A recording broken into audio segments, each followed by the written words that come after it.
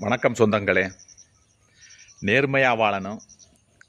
எந்த காரணத்துக்காகவும் எதற்காகவும் நேர்மையை தவற விடக்கூடாது. நேர்மை ஒன்று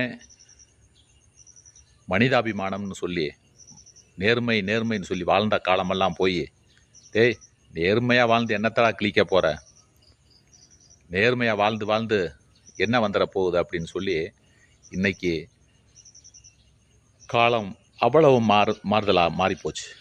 நேர்மையாக வாழணுங்கிற காலம் போய் நேர்மையாக வாழ்ந்து நம்ம என்ன செஞ்சிட போகிறோங்கிற காலம் மாறிப்போச்சு. இந்த உலக நியதியில் உண்மையாகவே நம்மளால் ஏதாவது செய்யணும் அப்படின்னு நினச்சிங்கன்னா இந்த உலகத்தில் நேர்மையாக வாழ கற்றுக்கொள்ளுங்கள். நேர்மை ஒன்றுதான் இந்த பிரபஞ்சத்தை நல்லபடியாக நல்லதொரு பாதையை எடுத்துக்காட்டி பயணிக்க உதவும்.